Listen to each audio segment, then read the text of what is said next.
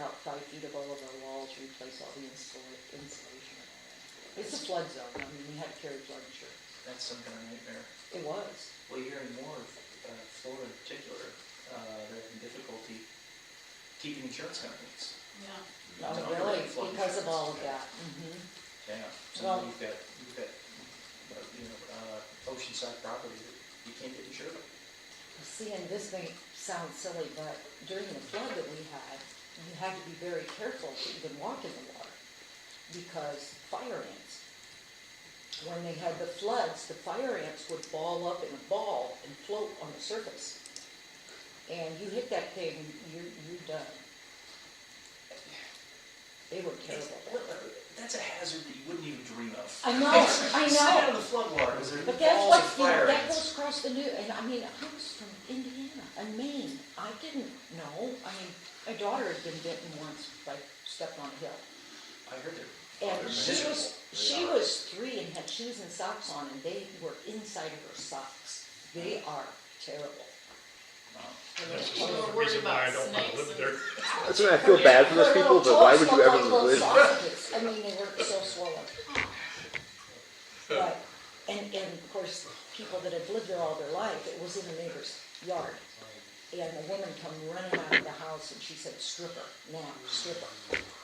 And, Stripper where?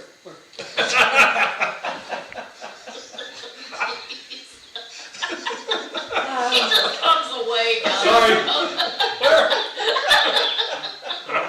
Like I say, thank goodness you didn't block the ones. didn't you see the pole in the lobby? No, I missed it. Go out, look, shut the door behind you. And now we're in executive session. But you know, it was really a strange things living in this house like that because they're used to that. You know, the bugs and all of that stuff. I mean, the mosquitoes, the state bird down there, they're so big. But every household, the women keep a cigar. And when you get bites, they bite off a Chew the piece of tobacco. cigar, they chew the tobacco, put it on the bite, and the sting is gone. Fire ants or any? Anything, bees, fire ants, any of that stuff. And they all have one in their house. Keep a pack of red meat. Yeah. Run a good cigar. Medicinal purposes. Crazy to try. Don't give him She's a already Red had Bull. some. Wait, I missed the stripper and missed a good cigar. Jeff, did you start the Zoom meeting? I hope not. Well, it's saying it's waiting for you, so, Okay. Oh, that's good. which is probably okay. Yeah. Oh, There we go. that was a Lunch lifesaver. meeting. Zoom.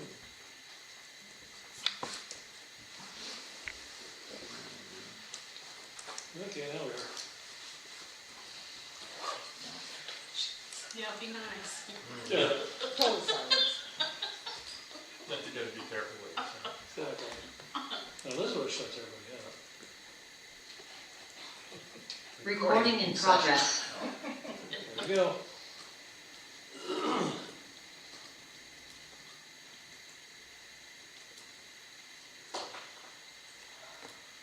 Like a charm. Mm-hmm.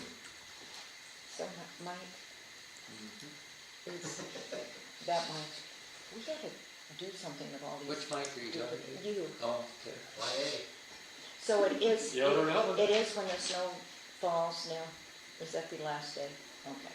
Unless it's a light snow and then get back to it, but What's that? Oh, Leaves? when they finish, the last day, there's no cutoff date. People were For asking. leaves? Yeah. Yeah, when they're done. then they pick them up again in the spring for those that are left over. So we have a week during the spring. So. Well, some people's trees haven't, I'm surprised, some of the trees haven't even dropped yet. And they are gone.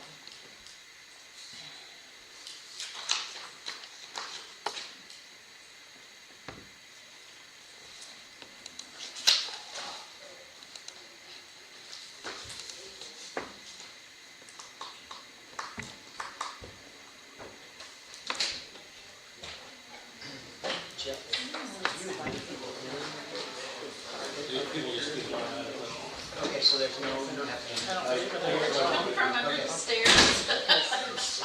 Yeah. The people living under the stairs. But I don't know if they were all one and the same. I've got a meeting around there on Friday, so. Yeah, so Joe can tell you exactly I where can, mine. well, I can check him on Monday. Yeah, but I don't know where they are. Okay, just, Happy diabetes. That was good. That was really good. I liked it. I've never said that. Well, you had it on here that it was today. You've been healthy. It's for me. Okay. Nope, but sure. Ethan's healthy now. Yeah. More than that. It doesn't drop while you're talking. So then he's. Because that was a rude way to get, and I'm sure it's important too, so. Yeah, I noticed that camera. I didn't pay attention to that one. They never get to see the back side. That turns out to be very Better than I expected. I get to put that Chief Cancer kind of blocked in his little Okay, corner from the 7 podium. o'clock, Yeah, we'll he's get on this the meeting screen. started. We'll call the meeting to order. Today is Tuesday, November 14th, 2023, 7 p.m. This is the Bristol Town Council work session. So we'll start with the Pledge of Allegiance. You want to do this tonight? Yes. I pledge allegiance to the flag of the United States of America and to the republic for which it stands, one nation, under God, indivisible, with liberty and justice for all. Roll call, starting by left. Doug Smith. Here. Andrew Benson. Here. Kathy Burke. here, Greg Tuholsky. Here. Jeff Beachy here. To my right, Town Manager Mike Yoder. Yes, President. Clerk Treasurer Kathy Antonelli. Here. In the back, Fire Chief Nick Cantz. Good evening. Good evening, Nick. Legal Counsel Alex Bowman. Here. And Town Marshal Mike Alvin. Here. All right. Everybody had a chance to review the agenda? Yes. Any changes or corrections needed?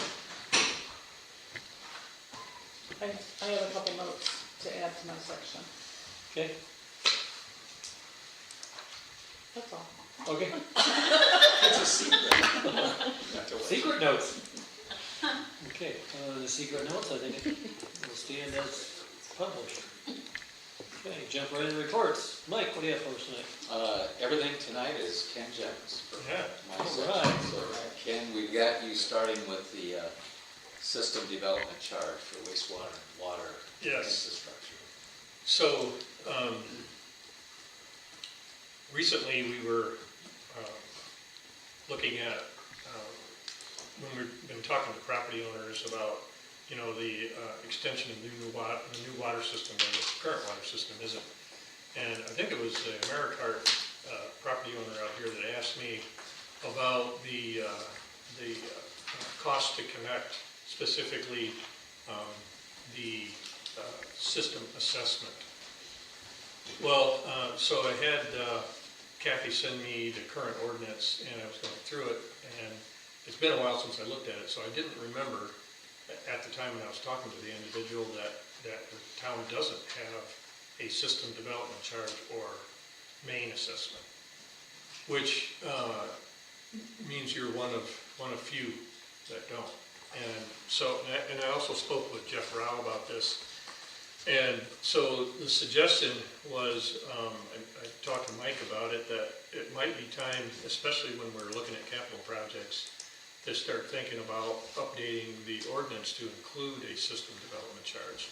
So what that does, and you could be looking at this at both on sewer and water, but what that does is it really is kind of a, I guess I would call it an equalizer or equity buy-in type of thing.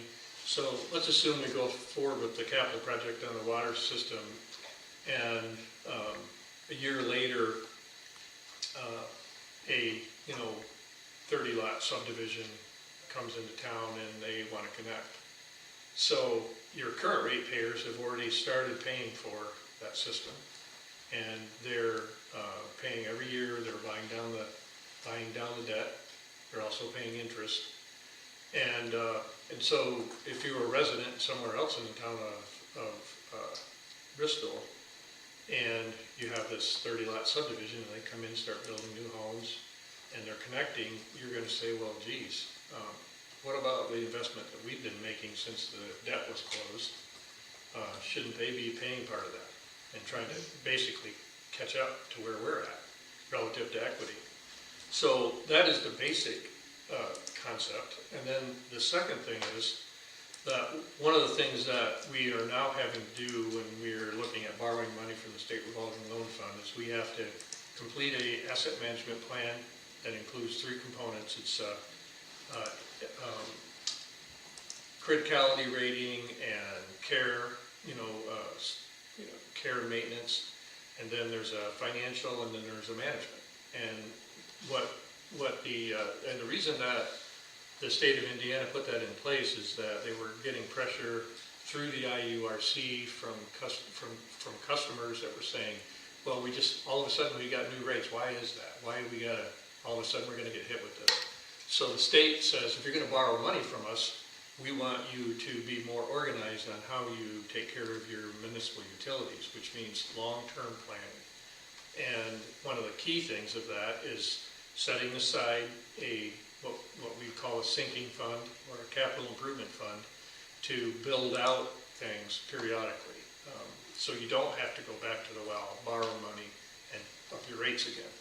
So, and one of the things that the capital connection charge or system development charge does is it helps you build that fund. Every time you have a new connection, they pay a cash amount along with their typical connection fee before they become a customer, or as they're becoming a customer.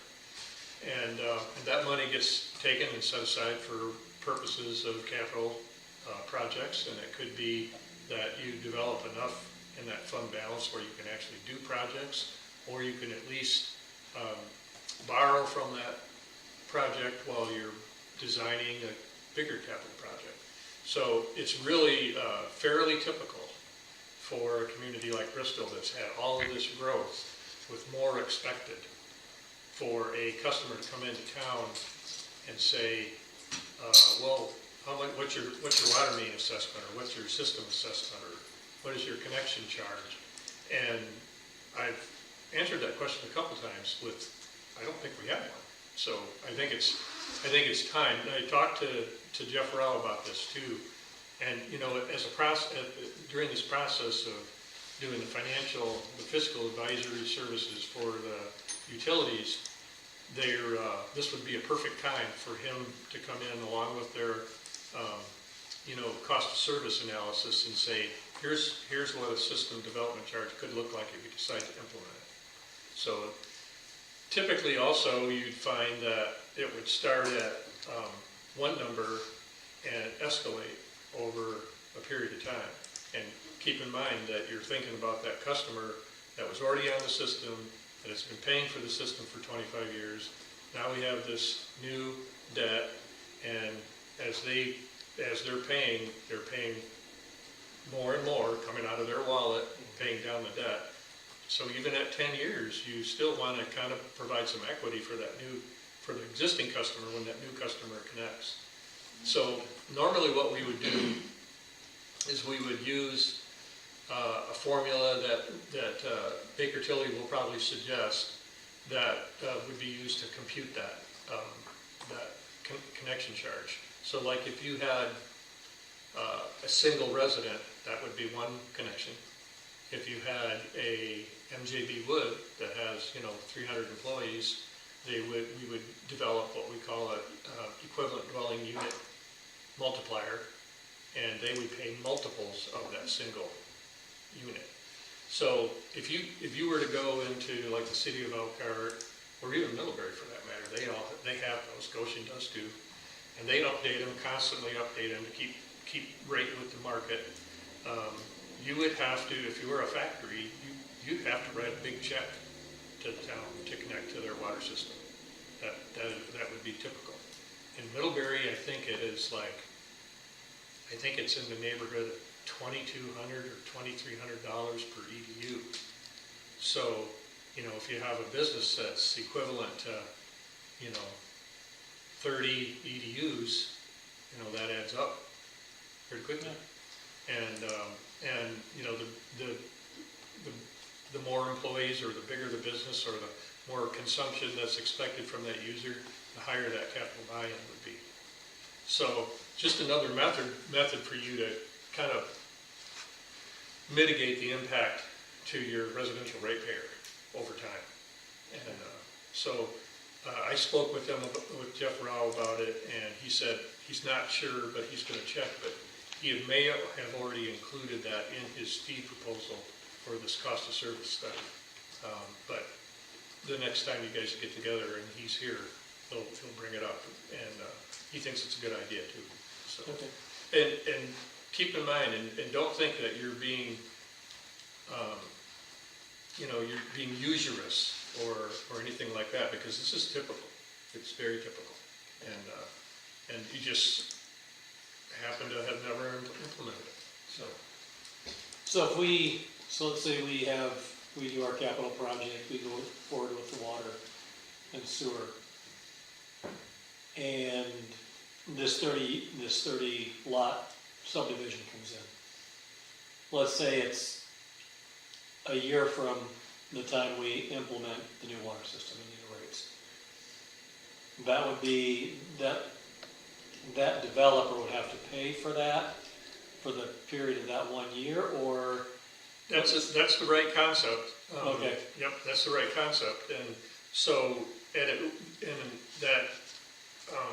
and Jeff can give you a couple different ways where you would actually compute it and arrive at an amount.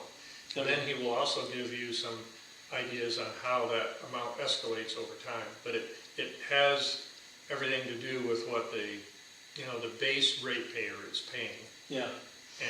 And how long they're paying it. And it is somehow, it has to be from a rate making standpoint, it has to be somehow tied to the actual cost of that original debt. Okay. And, So that's going to be my second part of the question. So let's say we have the 30 lot subdivision come in a year after. 10 years later, there's another 30 lot subdivision that comes in. Are they going to pay that 10 years worth of debt? could happen that way if that's Okay. if that's That's the way Jeff that's sets the way it you up. choose to adopt it. Okay. And by the way, the developer wouldn't pay for all 30 up front. They would pay for each one as they connect. Right, as they connect, yeah. But Yeah. now, if you had a manufacturing facility come in, they would pay it all at once. Right. And that would be typically, when they're signing up for service, that's when they write the check. Okay. Does it depend on, would it be different amounts for different size of piping? Or does it all, is it just flat? He might tell you that there's multiple ways you can do it. Middlebury does it on a equivalent dwelling unit basis. Okay. So the equivalent dwelling units for like a water system would be comparative to like a standard home, which the criteria is usually 3 persons per home, or 2.5 people per home, or whatever it might be, and then what we expect that individual to use or consume in water. So we use routinely around 210 gallons a day per person. So for the average home, they would either base it on the monthly consumption for the average home, which is around 4,000 gallons a month, or they would base it on the daily consumption at 210 gallons a day per home. So 70 gallons a day per capita is reasonable. It's actually still pretty accurate today. For a while, it wasn't, because homes were using a lot more water. Now, in the world we live in now, I mean, there's a reason why you have an aerator on your kitchen faucet and it irritates you because it takes so long to fill up your coffee pot, because it's half air. So, but regardless, so the idea is that you're trying to get back a little bit of what the current group of customers invested in the project. So if we had a building like an apartment building, it would be based on unit, Right, not, you right, know, building. right. And manufacturing would be based on square footage of manufacturing? Typically would be based on their projected consumption. Okay. Now, one of the things that Jeff is looking at is how the town is going to recover rates for fire protection. Mhm. Because of the fact that one of the, you know, the driving force behind this capital project on the water side is really fire protection.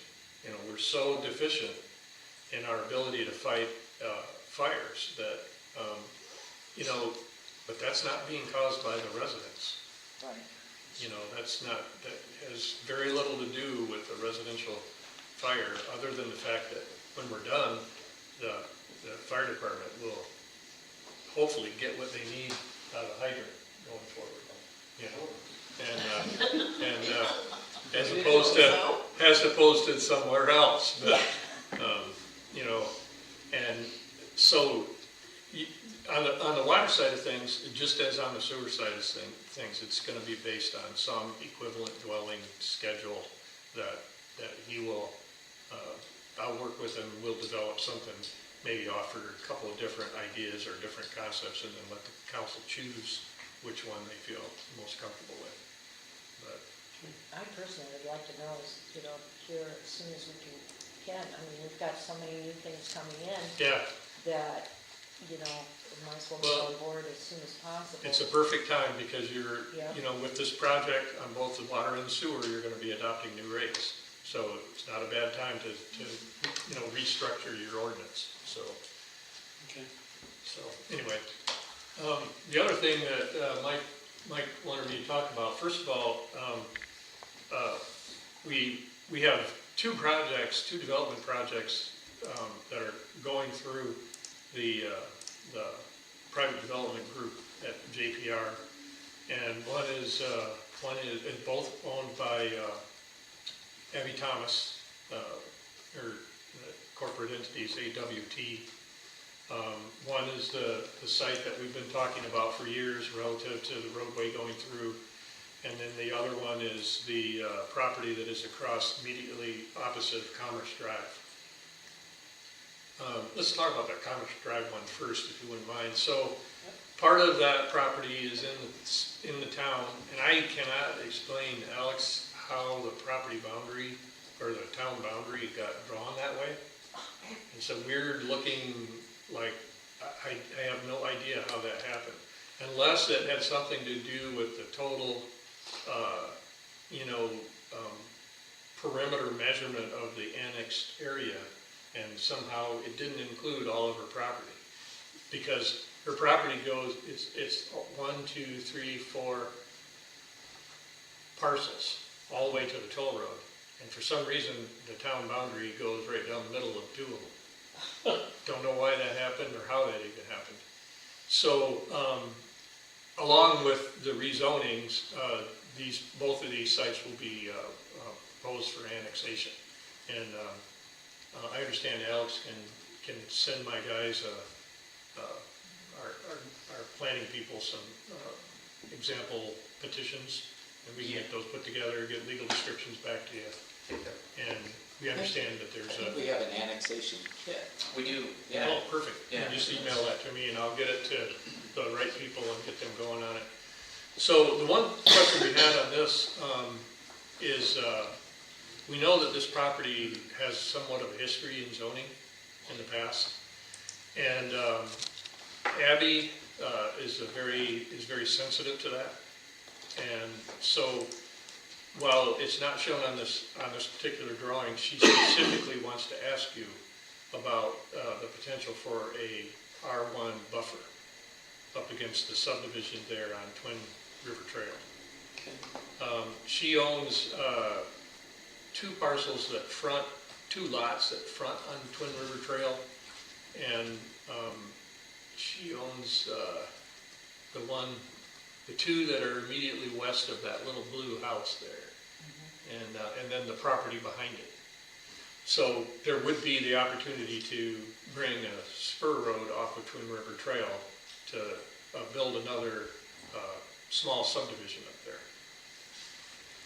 And she doesn't have a developer, she doesn't want to develop it herself. This site here is probably just going to go with the PUD rezoning, the general PUD rezoning, and go to the market because it's completely served by the municipal sewer and water, has to be fully annexed. And but she specifically wanted the council to render their opinion on whether they think an R1 buffer on the south part of that property would be something you'd want to have happen. So which properties does she own? She, no, the one, this one right, oh, I can point right here.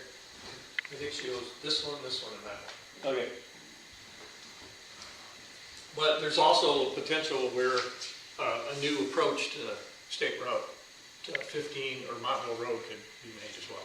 So what exactly is an R1 buffer? I mean, as far as, are you saying so much footage away from that area? Well, what I think we're suggesting is that a subdivision with kind of similar sized lots would be potentially built in that area. So there would be the street down the middle and lots on either side.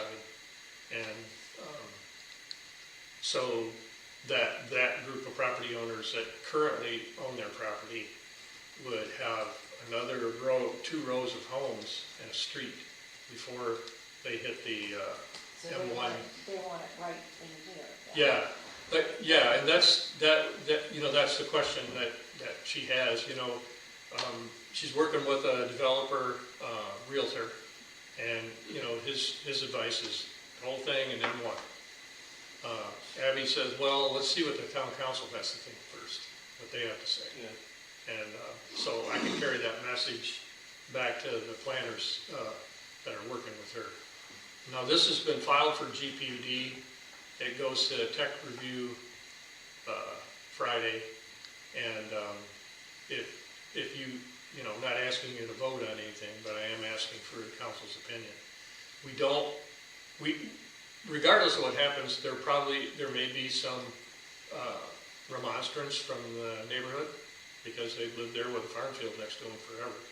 So what she's saying is, what can we do to soften that? So she's saying that I take it that these are trees along here, Yeah. as they are now? Yeah. So what she's asking for is that has to stay or more The tree, added? well, Is the that tree, what she's the thinking? tree line will definitely stay. Yeah. What she's suggesting, Kathy, is that the subdivision at Twin River Trails would be somewhat duplicated. I see. Jeff, if you go to the Google, which is a 2023 image, you can see that there is a large buffer of trees between. Yeah. You can't see it so much here, but you really Yeah. can on the overhead, which is this year. In other words, they don't want houses backing up to the back of their houses. No, I'm thinking they With don't the want, buffer. they may not want manufacturing land Yes, use yes, backing that up is to their right. house. I think that's what Abby's concerned about. She wants to be sensitive to the neighborhood that's already there, and she wants to be sensitive to what the council what the council's opinion is. Because the balance of the property, if it goes M1, it'll likely convert fairly quickly, I'm assuming, because sewer and water is there, and the capacity's there to serve that. So it is heavily wooded. Yeah. And, That's your tree buffer right there. But the tree buffer is actually belong to the other property. Well, and since it's never been removed, and we know the the residential property owners don't have any desire to move it, and there would be no reason for the industrial land use to touch it. As a matter of fact, during the PUD stage, even during the GPUD stage, the Plan Commission or the Town Council can say to the developer, here, we'd like to attach a condition, and the condition is the tree line doesn't get touched. And so, but she asked that it be brought to you and for us to pose the question and see what you were thinking.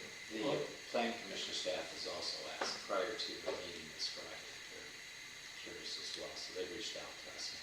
And I think in the past, what I recall, although I wasn't really engaged with it at all, that there was some remonstrance when that property was proposed for rezoning in the past from the adjoining property owners, and that's why she wants to be sensitive to it. Yeah, so the property owners on Twin River Trail now, most of theirs go into the woods. Yeah, Their property. it looks like a good number of them bought property behind them, or, you know. And so the amount that's in the other is really only a portion, except for this house here, is only a portion of the tree line. Yep, the other thing that you should know is that the current ordinance, and by the way, the county is currently updating their ordinance, which is the same ordinance that that you adopt by virtue of your interlocal agreement with the county plan commission. There is a requirement for buffering against dissimilar land uses. So if an M1 goes on that property, they're already required by ordinance to buffer. And my guess is they will have to add to the buffer, the natural buffer that's already there. That could be, you know, landscape mound, plantings, you know, some type of, you know, improvement to interrupt the view of their manufacturing site. How big of a buffer would they be required, do you know? It's typically about 50 feet. Oh, Yeah. But we'll be able to ask for more. Yeah. yes. Well, I definitely wouldn't be opposed to having more residential if they duplicated Twin River right up in this area. That would be, I think that'd be great. And you know, they always have, under the PUD thing, let's say you say, and this is her saying, I want to be sensitive to this. Yeah. And if you've ever met her, you know that about her. That's kind of the way she thinks. So she said she has no plans to develop it, but some other developer might come, and if it's already zoned, that makes it easier for that developer. If it never develops, they could always rezone it to M1 later, you know, but, or they could leave it the way it is right now, which is an agricultural zone in the county. But it actually is agricultural zone in the town. It just, as it came into the town, it doesn't change until somebody does something. I thought on the first map it said R1 for that area. Well, actually, I think it is R1. Yeah, there's And, 3 of them, and then there's 2 agricultural, I think. Because the municipalities don't necessarily have an ag zone, so. But it's being used as ag, now it's being farmed, so. Tell you what, if they can stand the toll road noise, Yeah, see, there's that would be phenomenal for residential property. Oh, yeah. You just don't have it. Well, it's funny, Yeah. at night I can hear the toll road. That's So what I'm saying. I was close gonna say, to it. we can hear it. Yeah. On our Yeah. house too, It's just louder there. but we're used to You're used it. to it. Yeah, It's like the train railroad. tracks. Yeah. you know, it's like the railroad, you get used to it. Her other thing she wanted to make sure you knew is that the river natural area, the only thing that could happen there would be maybe an outfall from some stormwater system that would release during a certain rain event, but all of the woods and everything would remain. She actually would be happy to give it to the town, but I don't think the town really needs it. What are you gonna do with it, you know? Right. So, Put a river walk in. yeah, Kayak launch, that's what I heard coming. it's a beautiful spot down in there, that's for What sure. you hear, So is your opinion then to keep a strip there and let it remain R1 or zone it R1 if they ask us to? And that's not a problem for her, so. Anybody opposed to that? no, I think it's a great idea. Okay, good. All right, so I would expect we'll be coming back to Alex with a petition for annexation right away on this. And the plan commission hearing for this will be in, won't be this month, Probably, I bet it's January, oh no, it'd be December, it'd be December. And then it would go to the commissioners in January. Some of it's coming to us, but it's in. Oh, yeah, well, hopefully we can release jurisdiction completely to the town for the final rezoning, since we'll have be 100% voluntary, so that moves fairly quickly, so. Would it be quicker if we did the annexation first and then did the rezoning? I think if you talk to the planning staff, if there is a rezoning in process, they will typically allow the council to make that final decision. Okay. So, and even if they didn't, there'd be no reason not to wait until the annexation was complete before it came to the council. Right. It doesn't have to come to you in that process. It can be delayed until that happens. Okay. So, but plan commission, their jurisdiction remains regardless. So. Yeah. Okay. So there's that one. Okay. And this one here, as expected, why don't you go to the PUD first? Yeah, there you go. Okay. So they have begun to think about what parcel sizes look like in here. And 100% M2, except for the areas those small lots along the road, they chose to go M1 on both sides of that future road there. And then everything else M2. She owns all of that A1 up against County Road 10. She has no plans for that at this point. She has been working with NIPSCO on the transmission lines, and they have come to some agreements on routing now, so that's been taken care of. Okay. She knows that to begin this project, she's likely going to come to the town through her developer partner. I don't know if they're really a partner, more of a real estate professional, and the legal counsel, and talk about the development agreement. She understands that this project will take quite a while, and the town's not ready to build, the road to the north yet. But it needs to get started somewhere, and our understanding is that she has 2 prospects that are probably, as soon as we feel comfortable that we can, that the rezoning will go through, she has 2 prospects that will, one will make a significant investment, and the other one a less significant investment.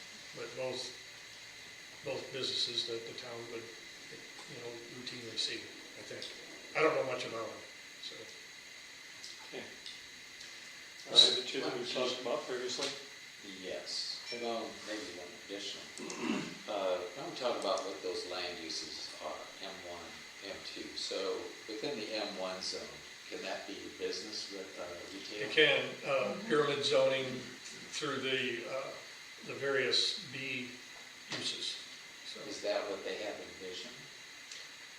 Yes, but they didn't want to constrain themselves, because what they're finding in some of the other developments that have been happening is that even the parcels that are less than 5 acres, there's some demand for those, for usually supplier level businesses. I would expect that there will be some development controls for the frontage along State Route 15, relative to, how the businesses present to the road. And I think that's reasonable for the town to want to see that, because it is an entry into the town, and I think that's reasonable. And there's no, I don't think they have any issue with that. And at some point in time, when this goes from GPUD, which is the general plan unit development, the only thing that really occurs when that is approved is the land use. And the distribution of the land use by percentages typically. So in the DPUD stage, which follows that, is where things start to become firm. You know, lot sizes and what I would expect will happen is Abby will come in with her real estate advisor and want to sit down with the town and talk about the development constraints that the town envisions. You don't want to make it so tough that nobody wants it, but you also want to make it better than it has been. And there's no reason why you can't ask for that, especially if the developer's coming to you saying, I'd like to enter into a development agreement to, similar to maybe like what happened with Earthway Drive or something like that. And so in that scenario, there's give and take. You can ask for things and you should ask for things. So like, how does the business present to the road, and there's a certain setback and a certain level of, landscape amenities, that kind of thing, and there's no reason why you can't ask for that, so. Yeah, and we definitely would. Yeah, why not? Yeah. And it really, when it comes right down to it, it doesn't make a whole lot of difference to the developer. It makes more difference to the end user. And the council is considering approving the GPUD. Can we take a look at all the M1 uses and say yes to everything but? That'd be fine. Yeah. Yep. No surplus vehicle disassembly or anything like that. Okay. Yeah. Okay, I think I get it. Yeah. I think that'd be good. And it won't be me, it'll be planners from Well, staff. I think things like RV storage lots. Yeah. Oh, what's the matter? Don't you like RV storage? I love RVs. I think they should be stored elsewhere. County Road 17. We got lots of RV storage yards. They should be So- stored on the manufactured lots. So anyway, this project, I would say that there's an opportunity for this to go to construction in 2024, at least like the first phase of it. Like these first 4 lots here? Yeah. Okay. So my guess is the entry opposite Industrial Drive would get built first. Because what their goal, in any scenario like this that the developer's trying to do is build capital. Yeah. And so, and I'm understanding that lot 8 is the one, there's a business interested in lot 8. And lot 7, there's one interested in lot 7, is my understanding. So it makes sense that the entry road from industrial, and sewer and water's right there, right on State Route 15, so that makes it a path of least resistance to get the project started. And So if lot 7A are the first ones, would we look at this road right away? yeah, well, we'd at least look at that road like through the intersection. Through this intersection? Yep, right. Yeah. Yep, Yeah, maybe stop it right there at the yeah, east side of lot Right. 8. right. Okay. So, speaking of the road, can we go to the road drawing? Yep. Real quick before you jump up there, is the home that's listed as A1 in that southwest corner, is that going to remain? Well, we're gonna It's the only annex residence. around it, so, it doesn't make any sense for it not to be in town. It's the only residence that's in that area. Yeah, we probably ought to approach the property owner and Yeah, Be a good see if we idea. can bring it into the development, we gotta see if we can buy it. Yeah, Honestly, Yeah. it'd be a great option. Yeah, yeah, or, yeah. it's not in a real good setting anymore. is it? No. No, because they're gonna be surrounded by, Yeah, And it's around. oh, is it?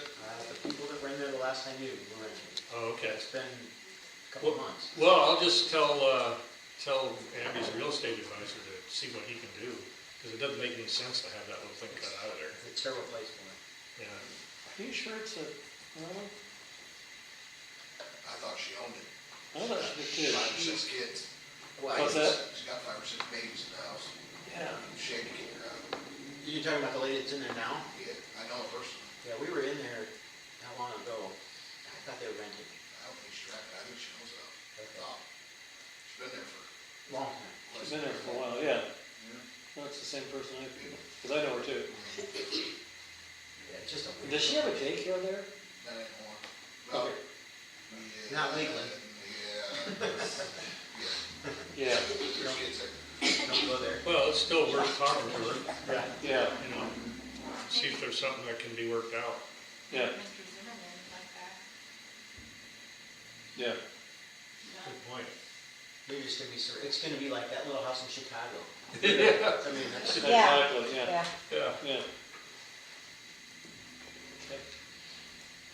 So, yeah, let's look at this. So, there's been some changes in the alignment of the road. It's kind of being driven by the development, and it's also being driven by some, I guess, trying to be a little bit conservative with how much investment we make in the road. So before, in the past, we had the business bypass coming down and making a turn here, if you remember. And what happened is when we started doing this, and the developer and her business or real estate advisor is saying, we're having pressure.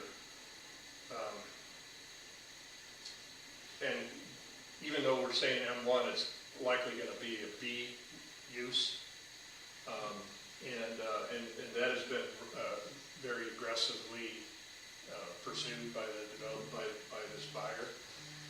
And so that was one of the things. Okay, so how do we, because these will not be allowed to go out on the highway. They will not have access to State Route 15. There's no way that NDOT's going to allow that to happen. Right, We wouldn't want to. that many. Yeah, we wouldn't want to do that either. So we'd have to build a frontage road for that to happen. And so, Mike and I were sitting in his office one day, we were saying, okay, then we're gonna have 2 roads? And that didn't make any sense. So it got down to, we should probably only build 1 road, and then we have this full complement of development sites on the east side. So the question is then, how do we build geometry here that provides the business route with a fluid traffic movement? So Mike has included a couple of graphics, additional graphics that blow up this intersection. Yeah. So he's not done with this yet because he's looking at what it's going to take to widen this portion of the road out. There's a possibility that there might even be a traffic island in there, but the goal is to make sure that this traffic coming from State Route 15 north and 120 can make this turn without stopping. They'll be going slow, but we want them to slow down anyway. Yeah. But they will be able to make this turn without stopping. And then coming from the opposite direction, coming from State Road 15, this is a full bypass lane. They won't stop there either. Nice. And then this will have a kind of an acceleration lane. So when the guy's looking back over his shoulder, he can make sure he's clear traffic before he gets back into the lane, the full lane. And the same concept would be applied here. So the only stops here would be to keep this flow moving, be a stop sign here and a stop sign here in the same configuration here. So the concept of having a traffic mover that doesn't stop would still be there. So that would be for trucks and passenger cars. And so the minor road would be the one that would be stopping. And the only reason this guy would be stopping here is because he wants to go left. And that traffic is going to be minimal. Yeah. So it'll be a little busier here, but still the goal is this traffic needs to keep going. Yeah. All right. So they won't be driving 55 miles an hour, but they shouldn't be anyway. So they'll have to slow to make that curve, but they won't have to stop. So go back to, if they're going north on State Road 15, that's like a nice curve into the industrial drive east. Right. But they'll still have to stop at the frontage road before they can continue on to go north. We just today went back and looked at all of the traffic studies that we've done, regarding this.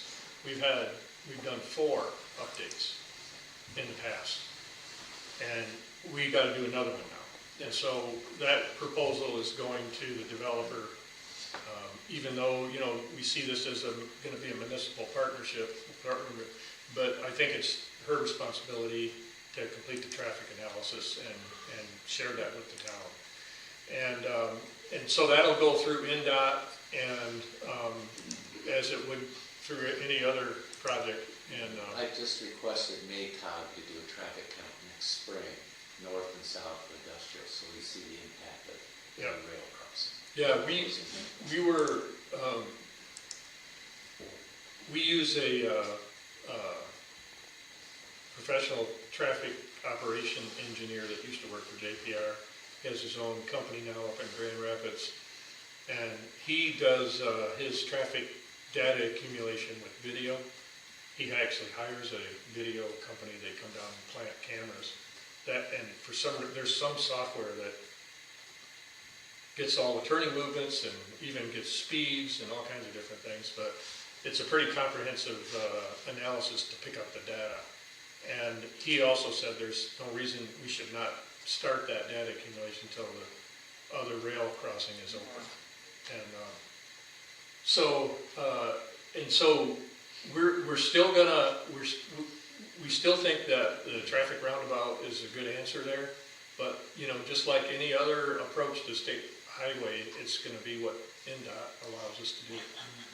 So we're gonna be looking hard at, you know, the geometry for Industrial Drive to come straight across. It'll basically have to mirror what we built on the other side. Right. So, and when we did that intersection, that was planned for signalization. And we fought for it hard and did not get it. As a matter of fact, I don't know if Kathy would probably remember because she was on the council at that time. We had $500,000 grant from NDOT, and that included the signal. And guess what money they held back? The amount that we'd set aside for the signal. And They said there wasn't enough traffic. they said there wasn't enough traffic. I don't know now, though. They need to live in Bristol. I don't know. I think it's reason enough to go back and do the analysis because we know that we have to have that approach to State Route 15 opposite Industrial Drive anyway. And it would be good if there was a signal that could be warranted there, but it isn't absolutely needed if we still have another intersection to build. The thing that we don't know about the roundabout, the southerly intersection, is wind. When is it going to happen? And, you know, we know that Gabby sold the property to the south of 10 is already gone to somebody else. So that's not in our project anymore. That is owned by somebody else, yeah. We have, by the way, I was going to tell you, Mike, that we have started to get appraisals back for some of the land. We got the bill. Oh, okay. So that would be through that. Yeah. Through this section right here. Yeah. So we'll, so anyway, I wanted to give you an update on that because I wanted you to know as much as we know now, and then going forward, like I said, it won't be me working on it. It's our planning people that work with the development group. So, from our planning perspective, as the developer works on the south, they're just about done with our TIF. We did a pretty intensive TIF study on future revenues. So looking at realigning Ponderosa may be something when we really start looking at 24, 25. So that'll be the town's project most likely. Yeah. And at least get a new road down to Bloomingdale with a new intersection. yeah, that, and so far, we haven't spoken with the owner of those 3 lots there. No, I haven't spoken with them. They're from Ohio, I think, but Monogram Foods has seen the geometry that we were proposing, and they seem fine with it. They don't see how that's gonna impact them. So, as a matter of fact, they see how it's gonna benefit them if we can get the road done, Yeah, so. okay. So anyway, that's what I have. We're gonna build a gravel road, then apply for community crossing grant. Might go make it dirty. No, that's funny, but we did that agreement. We did. We're gonna use a community crossings grant to finish the road this next year. We built it, put in the water and the sewer, and put in the subgrade, and said, and the right of way is dedicated, and the town said, it's open for traffic, but nobody uses it. But it is a town street, therefore it is as long as it's on system and it's in your inventory, then you have the right to ask for money. So, Sounds like a good plan. it's just using the system creatively. Yes. That's like the alley next to my house. It's a city alley, and it even has its own number. Yeah. Because I'm 203, the alley's 205, and the next person's 207. Okay, I think that's all I had. okay. Okay, now I'm on vacation. I'm good. Oh, where are you going? Into the woods. Oh, you're Gonna go find Bambi. kill his mother. No, I don't do any of that. Oh, yeah. Forget my jacket. I need that in the woods. Yeah, I need to see that catalog. All right. Okay, anything else, Mike? Thank you. Thank you. Seems like I did, but I can't remember, so let's just keep going. Okay. Yeah. I'm anxious to get to the sheep safety, so. Okay, Kathy, what do you have? I just have 2 quick notes. One, we all know that we had elections, so would like to say congratulations to Jeff and Doug and Dean wherever he may be tonight. And let you know that oath of offices have to be done, so you'll have to be sworn in. So I would ask that you schedule a time with me, or we could do it prior to or during the December 21st meeting. Okay, Whatever works better for you guys. thank you. Yes. And congratulations to you too. Yes. Thank you. Also, a salary ordinance draft for 2024, Mike and Jill have been working on that.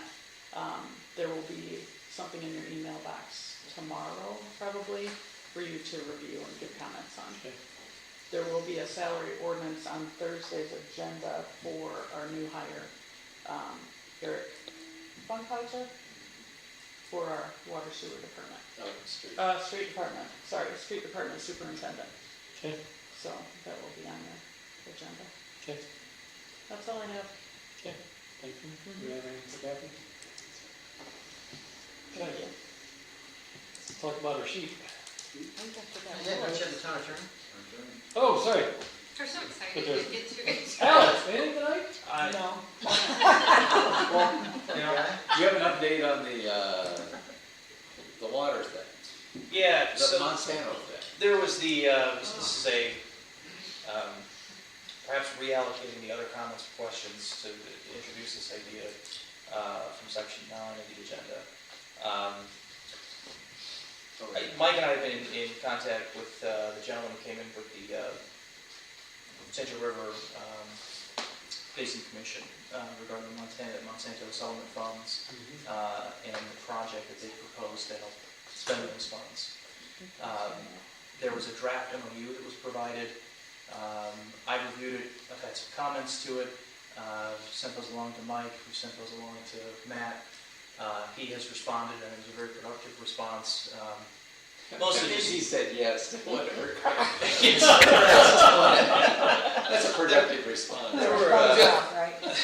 there are some things that I would like to see that I think the commission will accept or acquiesce to, which I really prefer to see it. So that MOU is being tossed back and forth, so we're anticipating an update on some of that language from the commission. If there are any additional revisions that need to be made to it, I will make those and propose those. And then once we have something that's in near final form, I think it'll be ready to present to the council. Okay. Terrific.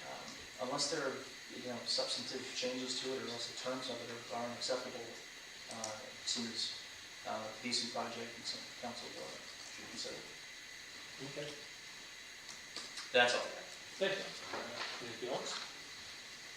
Okay, now, Marshall, take the letter sheet. Yeah, so if you would, I am texting him now just to let him know to join in. We are looking for Andrew Blanchett, who should be on our live feed or something else is potentially coming in. He's the representative from Block Safety. So just so if I can get him in, that may help, especially with some questions. Don't see him there, but I'll go ahead and get started. Andrew, what's his last name? Blanchett, let me spell that for you because it's I got it. common spelling. Thank you. Got it? Yep. Okay.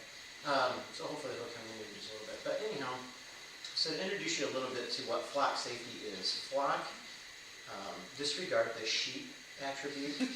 It is actually more of a bird attribute. So when you think of a flock of birds, that's I think what ultimately they were thinking of when they did this.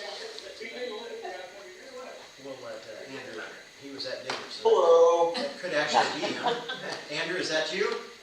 Yes, it is. All right, great. So I'm going to go ahead and lead a little bit, and then I'll have you answer any questions that we may have as we proceed on. Okay, thank you. Okay, thank you. So council, what it is flock has been in many communities throughout Elkhart County, and Andrew will be able to give us the actual number. But what flock safety is actually designed off of a camera system, and it is ultimately started as an LPR, a license plate reader type program. So there are heads and poles set up in various positions throughout the town, in the cities of Elkhart, Goshen, Millbrae.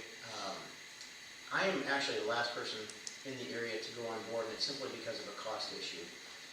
We're to the point where we have seen the benefits of flock, and I'll get to these here in a little bit, but we've seen the benefits of flock to multiple agencies around us, and we even get a small benefit even though we're not subscribing and part of it right now, just in how this operation works. But they erect a pole with a head on it, and every vehicle that passes by there is scanned and run.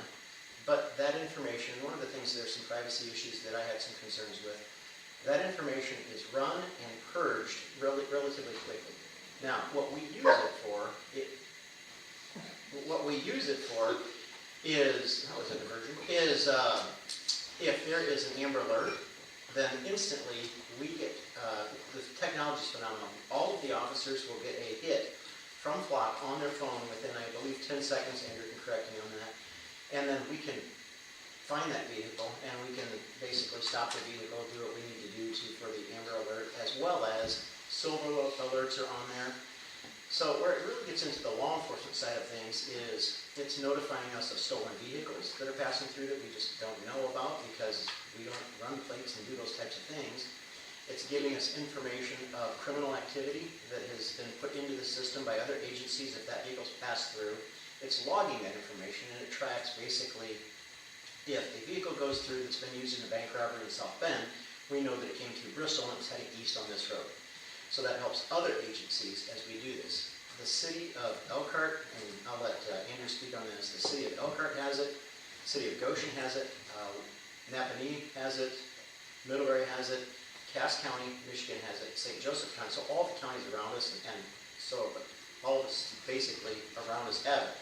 So once we get a subscription, then we have the ability to tap into that information, and then as we have things occur, then it allows us to share all that information cross-jurisdictionally from Michigan to Indiana and so forth. What we really see the biggest benefit, and we just had something 2 weeks ago that was quite evident that this is a really good system, and it alerted us of a group that was committing fraud. It occurred in Goshen. It was able to track the car so that we could find and stay with the car until we were able to get to the car. And it turned out they had some other issues with robbery and so forth out of South Bend.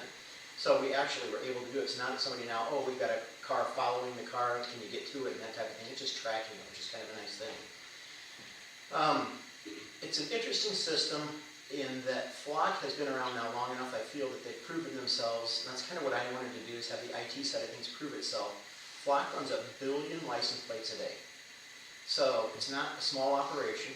They're out of Atlanta, and that's just basically running those plates, logging those plates, and then dumping the batch after it's not of any value to them.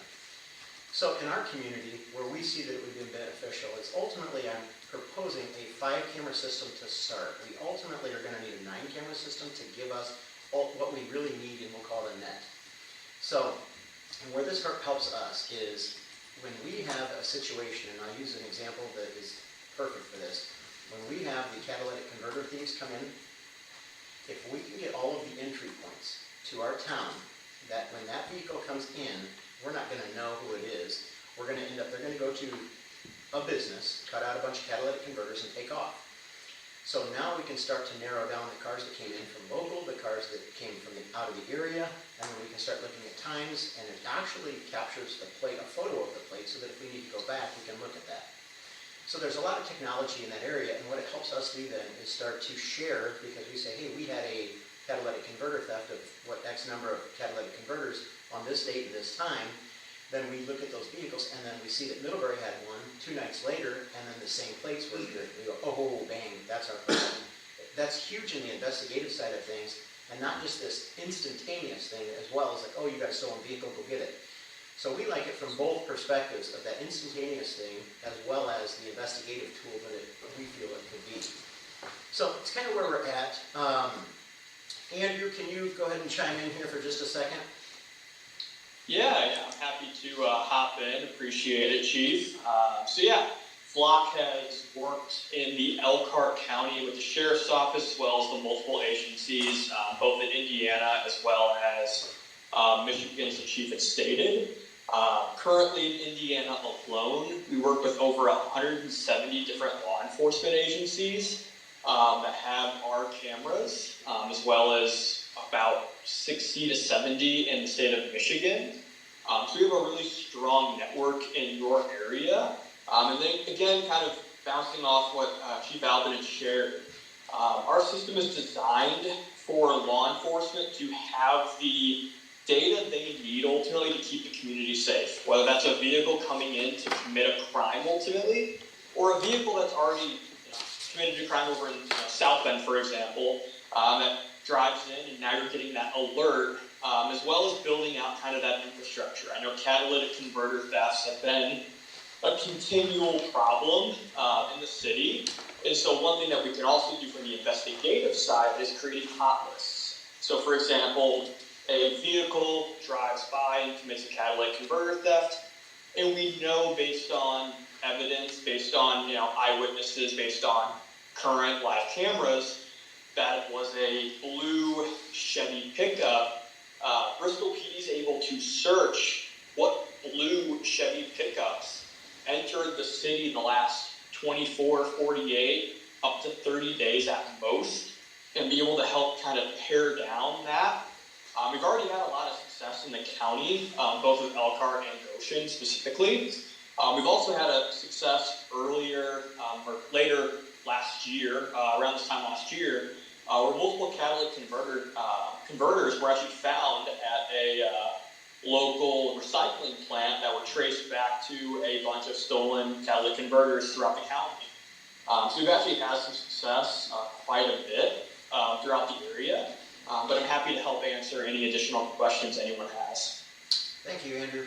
So really for us, and the biggest hurdle that I had was cost, because this is significant when we look at cost and so forth. So because I'm in November of this year, the nice thing is in the public safety lit that's been appropriated to the police department side, I now have enough money appropriated to be able to start this program with the allocation of $15,000 to start it.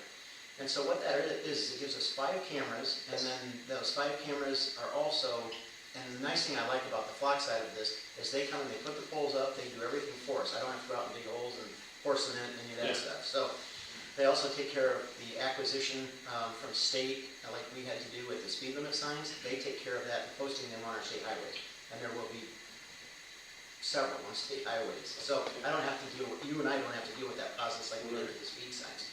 So for me, $3,250 was awesome because they're gonna come in, put the poles up, do all of the petitioning to the state. So there's an additional $3,250, totaling the first year of the contract at $18,250.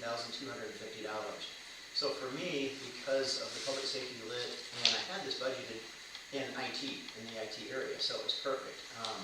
I'm to the point now where I'm comfortable being in November that I have those funds. And what this requires is a 2-year contract, so then second year would be the addition of $15,000, which is the cost of the 5 cameras. Now, the tough thing really, and again, I don't know how long I'll be here, but this, I would like to expand to 9 cameras. 5 is going to kind of get us a bare minimum. There are, I'm not publicly going to say this, there are gaps that may or may not be in the network so that somebody could slip in and we wouldn't know that. I don't like that idea. I want to be able to give us a full network around the city so that when they come in, we know they're coming in. And it's on the inbound traffic we're looking at because it's the rear of the vehicle.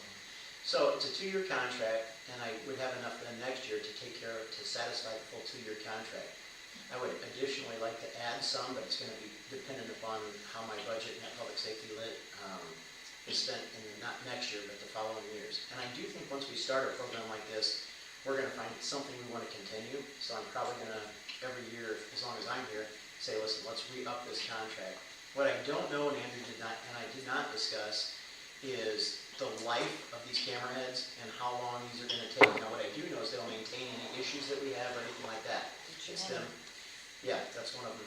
That one's a little obtrusive looking. Typically, they're pretty small and most people don't even really see them. So, go ahead. Yeah, I can speak to that real quick. So, I live in LaPorteville, so central Indiana. Me and my wife bought our house earlier this year, for example. I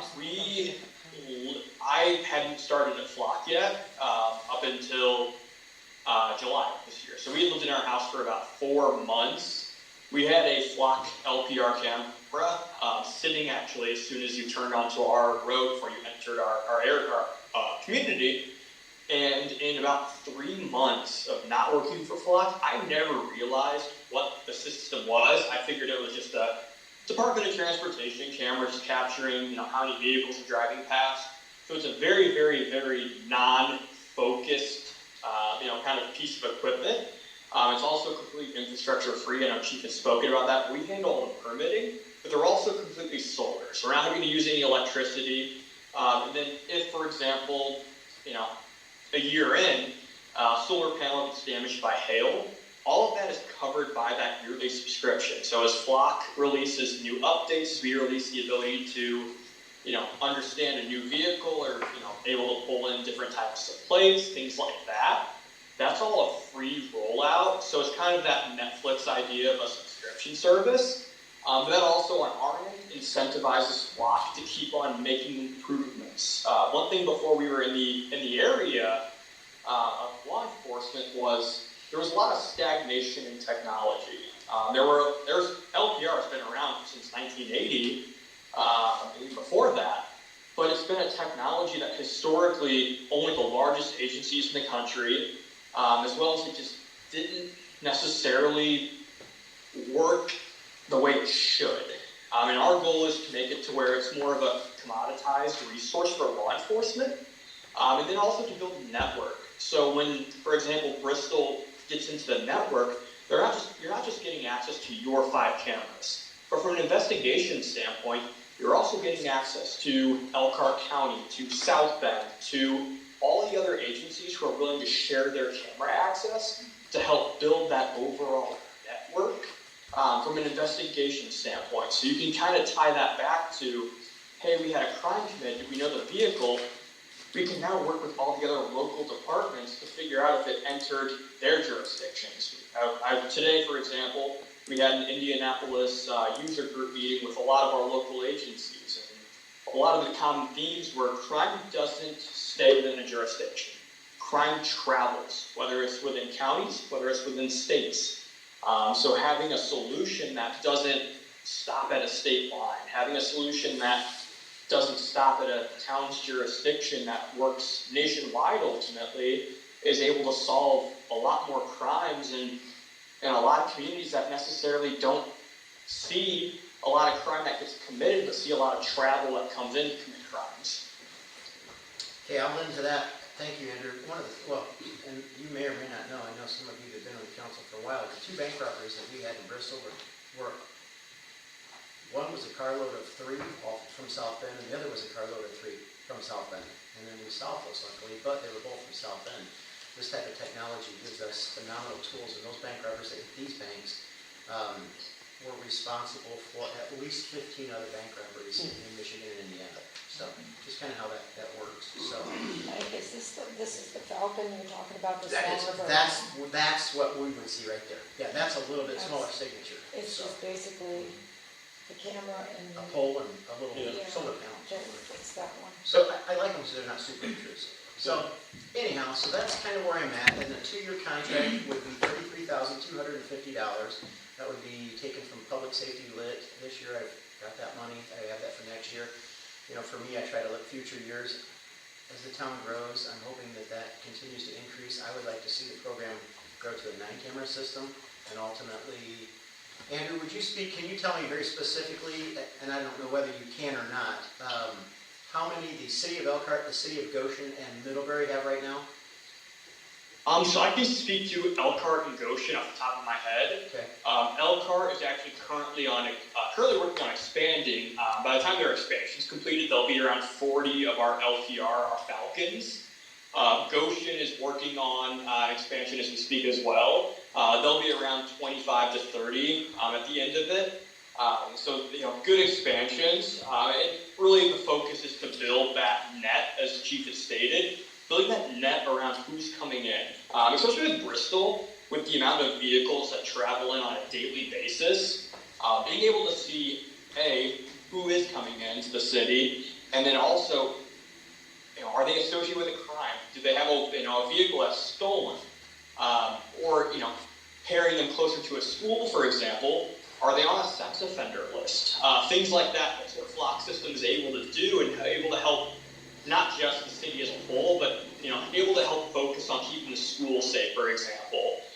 Areas like that where we've seen an increase in crime ultimately, and we really exist to help a city and a town help decrease that crime and help ultimately eliminate the crime, and not have that be an issue and not have to worry about that on a weekly, on a monthly basis. Okay, very good. So as we can see, we're talking 40, they have a lot of cameras. Yeah. So that would lead me to a question of the $15,000 reoccurring subscription. Is that for 5 cameras? And is that 15,000 based on 5 cameras? Yes. And that would go Yes, up that is to correct. Okay, So so, cameras, yep. okay, so, It's $3,000 a year. $3,000 a camera? Yes, correct. Yeah, that's how they run Okay. it. So if we wanted to do a 9-camera system, we'd be $27,000 ultimately. And I don't know when I pull that trigger. I guess it's going to depend on budget and so forth. But. Yeah. So again, 5 is going to get us started. It's not optimal. It does get us in the system. It starts to get us the data, starts to get us some other things. We've already done a study as to where they would be placed. They're on the high traffic areas, which obviously usually maybe state routes. But it does still leave that net open for people to slip in the back. There's no perfect system until you have it fully covered, but that's an expense that at this point I'm not really ready to pay. So I have a question, and I think I know the answer, but I want to make sure.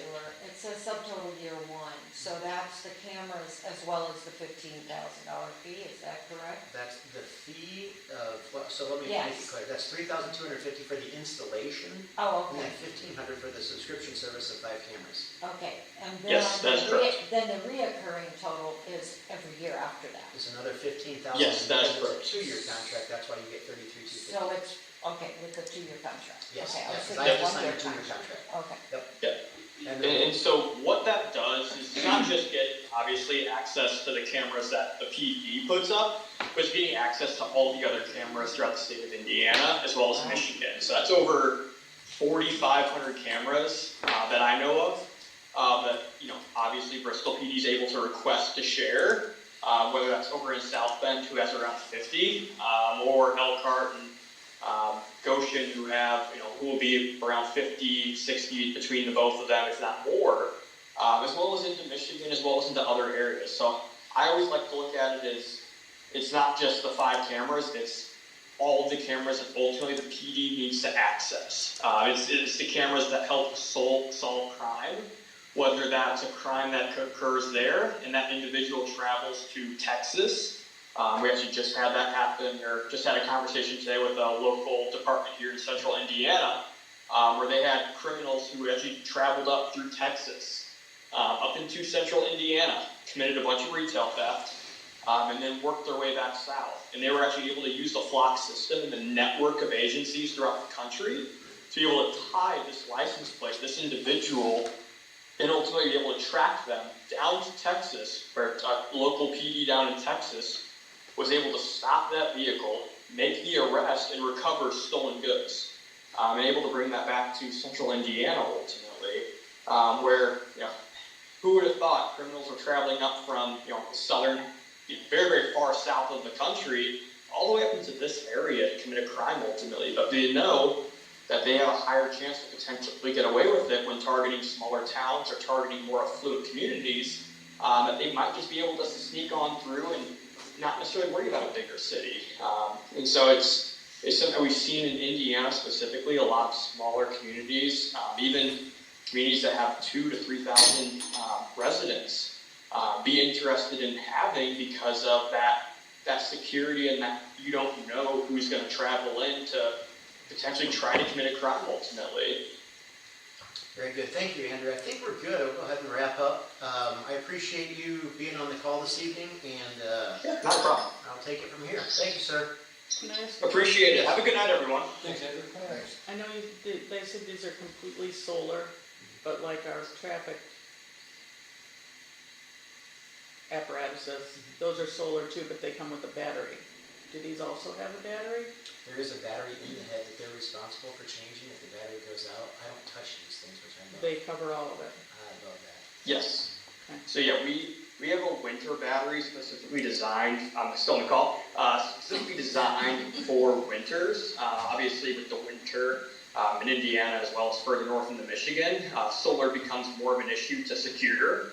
So we actually have a battery pack that's specifically designed, that's included in all of our cameras, designed for winter. It actually is heated off the infrared camera, so ensures it does not freeze. So even as we have rougher and rougher winters and as it gets colder out, the camera's still going to be active even without the solar that it generally would need before. So they are operational. Again, remembering it's an electronic device, but they're operational 365 pretty much all the time. I don't have to do anything, but like you remind me to go change the battery on the road sign. It was working today, by the way, I went past it. But because I changed it yesterday, she sent me the notice. So, yeah, I do like that, and that's one of the things that I won't have to deal with is it'll pretty much be its own self-sufficient system. It'll allow us to do the job that we need from the law enforcement perspective with the information. That's more important to us is that information instead of dealing with is the battery working and all that stuff. So, I wanted to present it this evening because the appropriation is literally already there. It's really the approval of the spending. So what I'll ask for Thursday evening, and obviously I can entertain any additional questions you may have about the system, but I'll be asking for the approval to spend and to enter into this contract, which then at that point I'll move it into contractual services instead of public safety lit. So it'll still come out of public safety lit, but I'll earmark it for this. So. How much do you have in the public safety lit? Right now, as we speak, Yeah. you mean the remaining balance for this year? Yeah. That's a tough one on the spot. Yeah, but we tapped it all for next year. Okay. Whatever's got left from this year in Mike's budget next year, we're using not all of it. Okay. Yeah, you're thinking. So I was just buying asking. more cameras? Yeah. I was thinking maybe, I wonder if we could use some tip dollars. If we That could was- connect this to some tip, since we use tip for fire, I wonder if we might be able to do that. That's what I was gonna ask, that was gonna be my next question. Yeah. So I'll take a look. I think we should be able to, based on what we've learned about the TIP money in public safety. I would think so as well. I don't wanna, go hog wild and spend a lot of money, but No, here's what this is just my recommendation. You guys can do what you want. I want to, Andrew, if you're here, you'll have to deal with it. I kind of want to test it with 5. And I know we have a hole in our net. Yeah, I know we have a hole in our net. But I can tell you, in 6 months, if I call them and say, add 4 more.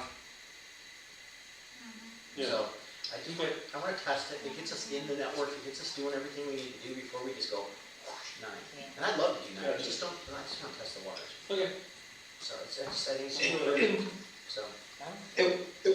One additional thing I want to add real quick is, so we actually have in the system for officers, patrols, whoever, to actually, whenever they have a vehicle that's on a list that they get an alert for, they can actually click apprehension and provide details. And that can actually be pulled on a monthly basis. So you can actually see the data, hey, we have this many apprehensions over a monthly basis.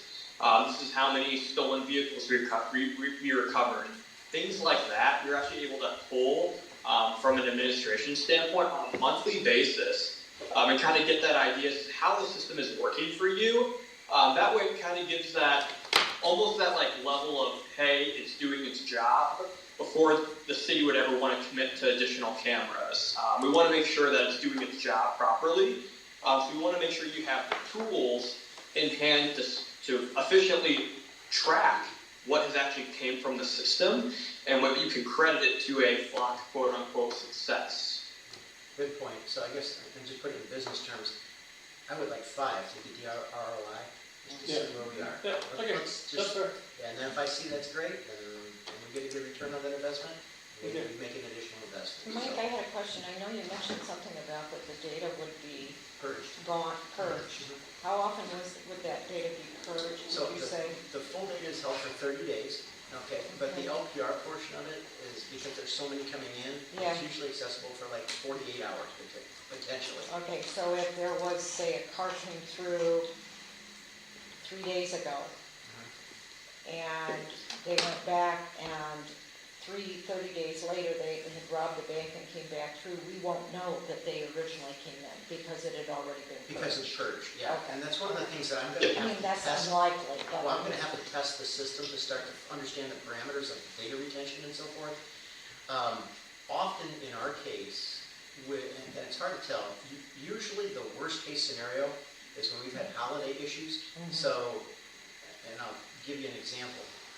Years ago, we had a holiday and somebody from out of town came into a business that was vacant, opened the doors, backed all of their equipment in, shut the doors, and pulled all the wire, over $300,000 of copper out of that business, opened the doors and drove away.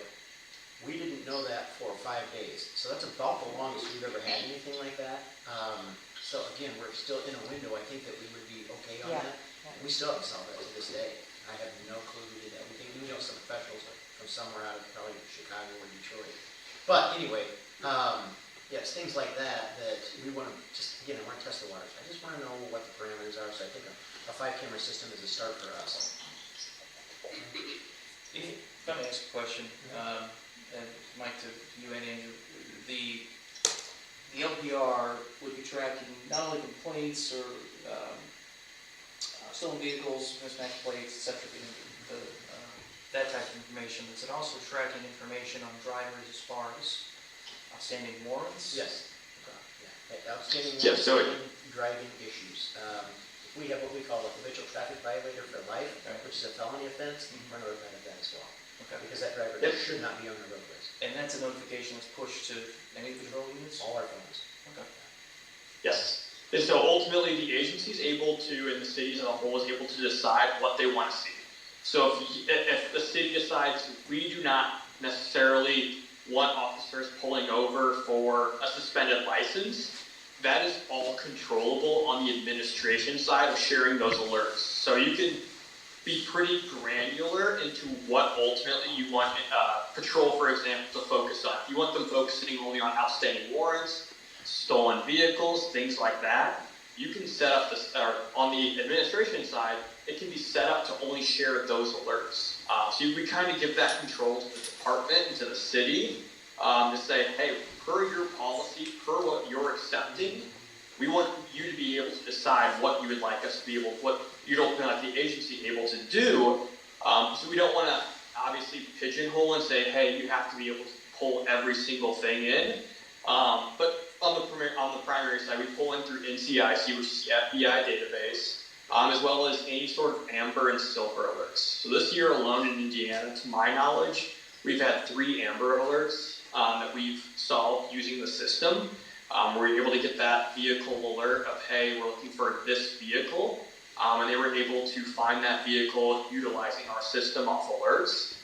And so we do have some track record in the state of Indiana, just on that side alone, as well as stolen vehicles, warrants, things like that, as well. So we would not, one of the things I'll just make up front, clear to the council, we would not track non-licensed drivers. We have, I can just tell you, the volume of non-licensed drivers that come through this community, you don't even have enough. Your phone just sound like a slot machine. Yeah, so I'm just gonna tell you, it's just, we're still gonna play the game of stop for a violation. If you're not unlicensed, we're gonna deal with it. But we can't have that, we just can't, there's way too many. Yep. What about the degree of, and this might be better posed to you, what about the degree of accuracy as far as connecting, the LPR data with an offender? Yeah, great question. So NCIC, which is the primary list that almost every law enforcement agency uses, we actually refresh that every 12 hours. So twice a day, we're refreshing that system. And then on the Amber Alerts, things like that, we're refreshing as those get updated and pushed out by the government. Ultimately, when it comes to other, vehicle, suspended drivers, things like that, we're pulling as often as those agencies who supply that allow it to be. So it's very, very dependent on each state. In Indiana, most agencies do not, again, use the suspended licenses, things like that. They get way too many of them. It becomes more of an annoyance. But secondarily, it sometimes isn't accurate. What we like to say is when you get an alert, to double check. We always like to push that. The system itself, when it comes to reading a license plate, has about a 97% accuracy across billions of plates a week. And so it's an extremely accurate system, and the accuracy is due to strategically placing them in the right locations. The areas that we see them not perform as well as they could is because we didn't sit down and discuss the best locations, discuss the proper distance off a roadway, for example. We're at something that now we put a lot of effort and time in because we want it to ultimately be as close as to 100% of a success rate, to where when it reads that license plate, it's accurate in what license plate it was, what state it's from, and able to ultimately give that information to that agency so they can know whether that's a stolen vehicle, a warrant, or whatever it is ultimately. So in the same terms of that, it's real interesting. I won't go into detail of this, but the bottom line is, just because we get information on a plate that has a driver that is the registered owner of that plate does not mean you're driving that vehicle. We still have to do a job and make sure that you're the individual that is the person assigned to that vehicle. Because, again, that's just kind of what we do. But, and this system does not discriminate against that. It's just part of our job. It's the issue. Yep. Question, Mike, so Andrew talked about these alerts that you get. Say you're tracking stolen cars, that's one of your categories. Can you print out a report of those for the month or day or, okay. Yeah, there's push notifications. It can be, we prefer it being digital, but certainly we can go paper. Yeah, okay. And we like it on the phone because there it is, and then, oh, hey, wait, I remember that. So, and what we actually, and I don't want to get too much into the detail, and there's not anybody in this room, but it is being recorded, is we can start to see a pattern of a vehicle passing through at a certain time, a certain day, and it can be stolen, and then we know that's the next day we have an opportunity because of a pattern. Sure. Okay, thank you. Okay. Thank you. All right, I think I'll wrap it up. That went longer than I expected, but the bottom line is it's a significant amount of money to me, to the agency, and to the town, and I want to just be prudent with the spending of the money and making sure that we're getting a system that we're happy with. So that's ultimately what I'm going to be asking for this Thursday, is the approval of this contract, or the spending for this contract, in a 2-year agreement with Flock Safety. And they will, then Andrew and I will work with his team.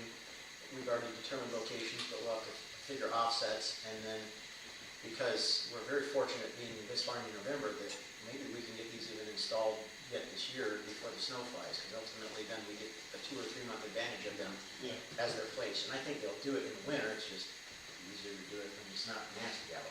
Yeah. So. All right, any additional questions from the council that Andrew or I can entertain that will help you guys make a decision on Thursday? I don't know. Andrew, does ISP, Indiana State Police? Yes, they do. Yes, good question. Yes, they do. Okay, and are they on the toll road? So they are not currently. They currently are located strategically around the donut counties, around Indianapolis. Okay. There are some other ones located throughout the state in different areas. Oh, I'd love to have them on the toll road. It'd be huge. Oh, yeah. Huge. So, because there's a lot of moving narcotics traffic between Chicago and Detroit. So, What's yeah. the closest agency in Michigan that has this system? Cass County and St. Joe County, right? Yeah. Both of us have it. In both of the county has it? Yes. Cass County and Yes. St. Joe County both have it. Yep.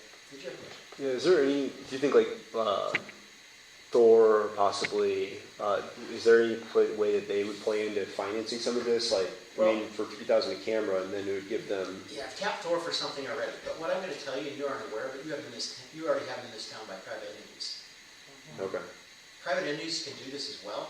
There are some in this town right now that have been here for a while already. Matter of fact, you just saw them on a map that you didn't even know about. So they're here. It's just, and so if a private entity wants to contact them, they can do it as well, specifically for their property or their area. So. Do they join the network then? So do you have access to They it? can't be in the law enforcement network. Yes. They Yes, so can't for be in the example- law enforcement network, correct? Yes, so for example, an HOA or a community decided to buy into the system, they can choose to share their camera access with the local law enforcement agency to where, let's say, a stolen vehicle comes into the community. The local agency is getting the alert, not the HOA or the community, for example. As well as they're able to go back through and search those and say, oh, someone came in at 2 a.m. and committed a crime. What vehicles traveled in at that time period? So, yeah. So in other words, they can send it to the police, and they can access their own information, but they can't access the police information. Absolutely not. Right, but would that be able to cut down how many cameras are needed if they did agree to share it with you? If they would be willing to put it on a public roadway, which would be the biggest thing for us, because our network is what we want is the public roadway coming in. I guess I would have to think of the potential, so let's use Thor potentially. So being that they're down here, I wish they were on the other side of the road, because that's ultimately the inbound traffic that we want. Right. Maybe they would put it right there and it would face the road, and then would get, if somebody turned into their business, that would be how that would be most potential. The problem is, let's just for instance use Rushport. It's not going to benefit anything clear out there. Right. I know those guys well, but it's just not going to help us in the net that we need and what's coming in and going out. It would help the business who drove into our parking lot, and we would know that. It's just not going to help us with that net that we need for the investigative side to go. We had all this stuff stolen. Who could it potentially be? Right. Would that help?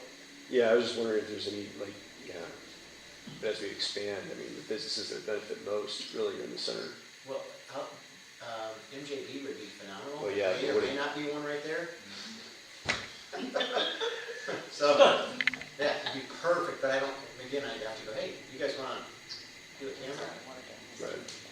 And I think, that's a potential for future funding. So. Good night, see you tomorrow. All right, Andrew, we're hearing you. It sounds Yes. like you just made an order for beer at the bar, so. But just kidding. All right, so is there any other questions? No? No. All right. No. Thank you, Andrew. Thanks, Andrew. Appreciate it. Thank you, everyone. Have a good night. We'll be in touch. Okay. Any questions for Mike? Okay. Not on my agenda, Joe. And he's got COVID going on. Oh, that was an old one, so we retracted that, so now she got that. You stole my gem. Thief? It's all right, if you ever play now, or will. I don't know how. You took my pen, too. What the heck, Bert? I think you did it and just so you could blame me. Yeah, put it all over there, huh? That's what I did. Clever. Okay, last one on the agenda was discussion on the Monsanto. We already talked about that. Right. Okay, Oh, I know, I put my computer on top of the paperwork and turned it around. It wasn't my fault. sure. You say so. All right, anything else? None, is there a motion to adjourn? I'll make a motion to adjourn. Motion I'll by Andrew, second second by that. Kathy, all in favor? Yeah. All right, thanks, everybody. Good Mike. meeting.